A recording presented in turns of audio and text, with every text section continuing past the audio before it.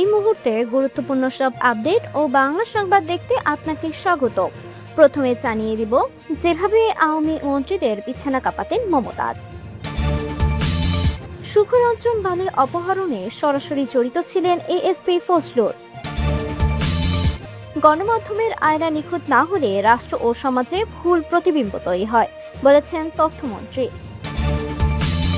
পণ্যের মূল্য স্থিতিশীল রাখতে এআই দিয়ে বাজার নজরদারি করা হবে বলেছেন বাণিজ্যমন্ত্রী।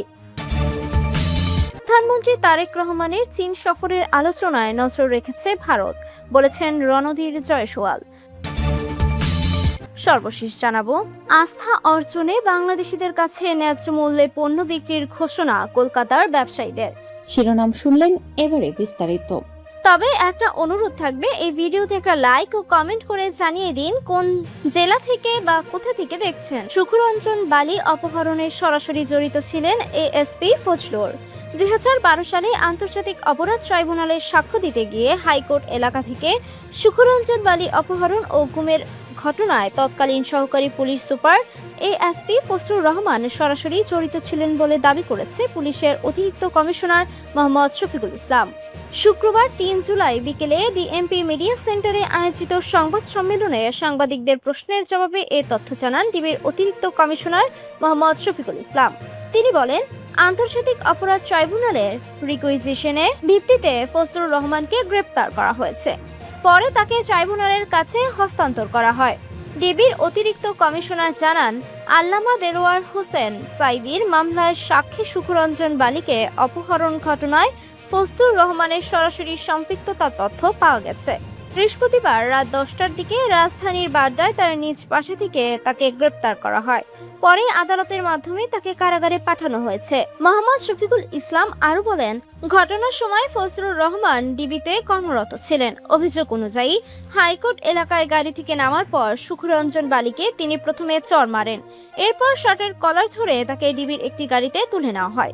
এ ঘটনায় ফজলুর রহমান ও তার টিম সরাসরি জড়িত ছিল বলে তদন্তে উঠে এসেছে বলে দাবি করেন তিনি। গণমাধ্যমের আয়না নিখুঁত না হলে রাষ্ট্র ও সমাজে ভুল প্রতিবিম্ব তৈরি হয় বলেছেন তথ্যমন্ত্রী। গণমাধ্যমকে রাষ্ট্র ও সমাজের আয়না হিসেবে উল্লেখ করে তথ্য ও সম্প্রচার মন্ত্রী জহিরুদ্দিন স্বপন বলেছেন, এই আয়না নিখুঁত না হলে সমাজের রাষ্ট্র সম্পর্কে ভুল প্রতিবিম্ব তৈরি হয়। সংবাদ মাধ্যম যত বেশি নিখুঁতভাবে দায়িত্ব পালন করবে, নাগরিকেরা রাষ্ট্র ও সমাজের চলমান প্রক্রিয়া সম্পর্কে তত স্বচ্ছ ধারণা পাবে এবং সঠিক সিদ্ধান্ত নিতে পারবে।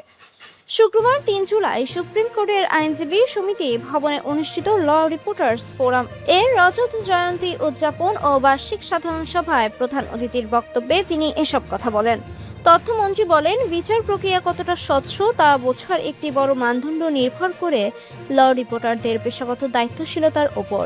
কোনো শক্তিশালী সরকার প্রধানকেও যখন আদালতের সামনে হাজির হতে হয়, তখন সাংবাদিকদের দায়িত্ব হয়ে পড়ে সেই সংবেদনশীল ও গুরুত্বপূর্ণ ঘটনাকে বস্তুনিষ্ঠভাবে জনগণের সামনে তুলে ধরা। এ সময় বর্তমান সময়ের ডিজিটাল রূপান্তর নিয়ে উদ্বেগ প্রকাশ করে জহিরুদ্দিন বলেন, অ্যানালগ থেকে ডিজিটাল যুগে প্রবেশের ফলে তথ্যের অবাধ প্রবাহ যেমন বেড়েছে, তেমনি নতুন ধরনের জটিলতাও তৈরি হয়েছে। তথ্যমন্ত্রী বলেন, সম্প্রতি বিশ্বের বিভিন্ন রাষ্ট্রনেতার আলোচনায়ও কৃত্রিম বুদ্ধিমত্তার প্রভাব একটি গুরুত্বপূর্ণ বিষয় হিসেবে উঠে এসেছে। এআই ব্যবহার করে ডিজিটাল প্ল্যাটফর্মে যে কোনো দৃশ্য বিকৃত করা, কোনো ব্যক্তির চেহারা পরিবর্তন করা কিংবা বিভ্রান্তিকর তথ্য ছড়িয়ে দেওয়ার মতো ঘটনা এখন সম্ভব।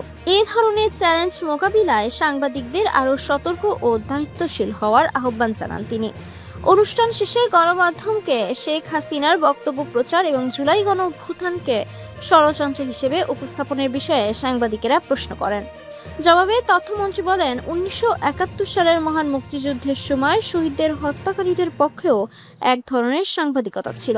গণমাধ্যমকে কোনো মত প্রচার করবে বা কোনো চিন্তার পক্ষে বয়ান তৈরি করবে সে বিষয়ে সবার স্বাধীনতা আছে, কিন্তু বস্তুনিষ্ঠ তথ্য মানুষের সামনে তুলে ধরা এবং কোনো বিশেষ পক্ষের হয়ে বয়ান তৈরি করা দুটি সম্পূর্ণ ভিন্ন রকম। আমরা গণমাধ্যমের সবকিছু বস্তুনিষ্ঠতার মানদণ্ডে বিচার করব। পণ্যের মূল্য স্থিতিশীল রাখতে এআই দিয়ে বাজার নজরদারি করা হবে বলেছেন বাণিজ্যমন্ত্রী। দেশের বাজার পরিস্থিতি পর্যবেক্ষণ ও নিত্য প্রয়োজনীয় পণ্যের মূল্য স্থিতিশীল রাখতে কৃত্রিম বুদ্ধিমত্তা প্রযুক্তি ব্যবহার করা হবে বলে জানিয়েছেন বাণিজ্য, শিল্প, বস্ত্র ও পাট মন্ত্রী খন্দকার আব্দুল মুক্তাদির। তিনি বলেছেন, প্রথম পর্যায়ে অতি সংবেদনশীল 30টি পণ্য এই ব্যবস্থার আওতায় এনে নিয়মিত পর্যবেক্ষণ করা হবে। শুক্রবার 3 জুলাই বিকেলে সিলেট সদর উপজেলা অডিটোরিয়ামে বহুমুখী সরকারি অনুদান, পুরস্কার ও সামগ্রী বিতরণ অনুষ্ঠানে প্রধান অতিথির বক্তব্যে এই পরিকল্পনার কথা জানান বাণিজ্যমন্ত্রী খন্দকার আব্দুল মুক্তাদির। বলেন, বাজার দর পর্যবেক্ষণের পাশাপাশি পণ্যের উৎপাদন, আবহাওয়ার প্রভাব এবং আন্তর্জাতিক বাজার পরিস্থিতির তথ্য বিশ্লেষণ করে সম্ভাব্য মূল্য পরিস্থিতির পূর্বাভাস দিতে সংশ্লিষ্ট কয়েকটি মন্ত্রণালয়ের সমন্বয়ে একটি এআই ভিত্তিক মডেল তৈরি করা হবে। এর মাধ্যমে বাজার ব্যবস্থাপনায় আরও কার্যকর সিদ্ধান্ত নেওয়া সম্ভব হবে।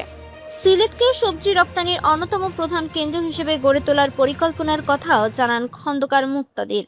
তিনি বলেন, দেশের সবজি রপ্তানিকারকদের প্রায় অর্ধেকেই সিলেটের হলেও প্যাকেজিং ও প্রয়োজনীয় সনদ সংক্রান্ত জটিলতার রপ্তানির পূর্ণ সম্ভাবনা কাজে লাগানো যাচ্ছে না। এ সময় সমাধানের কৃষি মন্ত্রণালয়ের মাধ্যমে বিশেষ প্রকল্প নেওয়া হচ্ছে। প্রকল্পের আওতায় কৃষকদের বিজ্ঞান ভিত্তিক উৎপাদন পদ্ধতি ও ট্রেসেবিলিটি বিষয়ে প্রশিক্ষণ দেওয়া হবে। মন্ত্রী জানান, সবজি সংরক্ষণ সুবিধা বাড়াতে সরকার সারা দেশে প্রায় 2000 কোল্ড স্টোরেজ নির্মাণের পরিকল্পনা নিয়েছে। এর একটি উল্লেখযোগ্য অংশ সিলেটে স্থাপন করা হবে। বৈশ্বিক দুটি চলমান যুদ্ধের প্রভাবে আন্তর্জাতিক বাজারে স্থবিরতা তৈরি হয়েছে উল্লেখ করে বাণিজ্যমন্ত্রী বলেন, এর প্রভাব সমজাতীয় পণ্য উৎপাদনকারী দেশগুলোর উপরও পড়ছে। শিল্প কারখানায় নিরবিচ্ছিন্ন জ্বালানি সরবরাহ নিশ্চিত করতে সরকার কাজ করছে, যাতে উৎপাদন স্বাভাবিক রাখা যায়। প্রধানমন্ত্রী তারেক রহমানের চীন সফরের আলোচনায় নজর রেখেছে ভারত, বলেছেন রণধীর জয়সওয়াল। শুক্রবার 3 জুলাই ভারতের পররাষ্ট্র মন্ত্রণালয়ের সাপ্তাহিক ব্রিফিংয়ে বাংলাদেশের প্রধানমন্ত্রীর চীন সফর নিয়ে তাকে প্রশ্ন করা হলে তিনি এমন কথা জানান। সেখানে রণধীর বলেন, চীন, বাংলাদেশ ও মিয়ানমারের মধ্যে অর্থনৈতিক করিডর তৈরির বিষয়ে ওই সফরে যে কথাবার্তা হয়েছে তার সম্ভাব্য প্রভাবের উপরেও ভারত নজর রেখেছে। প্রতিবেশী দেশগুলোর যে কোনো ধরনের ঘটনা প্রবাহ ভারত নিবিড়ভাবে পর্যবেক্ষণ করে এবং ঠিক সময় প্রয়োজনীয় ব্যবস্থা নেয়। নয়াদিল্লিতে ব্রিফিংয়ে এক সাংবাদিক প্রশ্ন করেন, প্রধানমন্ত্রীর সফরে বাংলাদেশ প্রথমবারের মতো চীনের কাছ থেকে বেশ কিছু যুদ্ধবিমান কেনার আগ্রহ দেখিয়েছে। এ বিষয়ে ভারতের মনোভাব জানতে চান তিনি। জবাবে রণধীর জয়সওয়াল বলেন, এই সব ক্ষেত্রে যা কিছু আলোচনা হয় সবই ভারত নিরীক্ষণ করে। যখন যেমন পদক্ষেপের প্রয়োজন হয় তা নেওয়া হয়। এই ধরনের উদ্যোগ ভারতের নিরাপত্তার ক্ষেত্রে ঝুঁকিপূর্ণ কিনা সে বিষয়ে মুখপাত্র অবশ্য কোনো মন্তব্য করেননি। আস্থা অর্জনে বাংলাদেশিদের কাছে ন্যায্য মূল্যে পণ্য বিক্রির ঘোষণা কলকাতার ব্যবসায়ীদের। বাংলাদেশি পর্যটকদের আবারও পুরোদমে স্বাগত জানাতে প্রস্তুতি নিচ্ছেন কলকাতার মিনি বাংলাদেশ নামে পরিচিত এলাকার ব্যবসায়ীরা। পর্যটকদের আস্থা ফিরিয়ে আনতে তারা ন্যায্য মূল্যে পণ্য বিক্রির প্রতিশ্রুতি দিয়েছেন। ব্যবসায়ীদের দাবি, গত 2 বছর বাংলাদেশি পর্যটকদের সংখ্যা উল্লেখযোগ্যভাবে কমে যাওয়ায় তারা বড় ধরনের আর্থিক ক্ষতির মুখে পড়েছেন। তবে সেই ক্ষতি পুষিয়ে নিতে হঠাৎ করে পণ্যের দাম বাড়ানোর পরিকল্পনা তাদের নেই, বরং দীর্ঘমেয়াদে ক্রেতাদের আস্থা অর্জনকেই তারা বেশি গুরুত্ব দিচ্ছেন। বৃহস্পতিবার 2 জুলাই প্রকাশিত এক প্রতিবেদনে এ তথ্য জানিয়েছে ভারতীয় সংবাদ মাধ্যম টাইমস অফ ইন্ডিয়া। প্রায় 2 সপ্তাহ আগে বাংলাদেশে নিযুক্ত ভারতের নতুন রাষ্ট্রদূত দীনেশ ত্রিবেদী বাংলাদেশিদের জন্য পর্যটন ভিসা চালুর ঘোষণা দেন। এরপর থেকেই কলকাতার Marquis street, Sudder street, free school street, Rafi Ahmed Kidwai সড়ক এবং কলিং স্ট্রিটের ব্যবসায়ীরা নতুন করে আবারও আশা খুঁজে পান।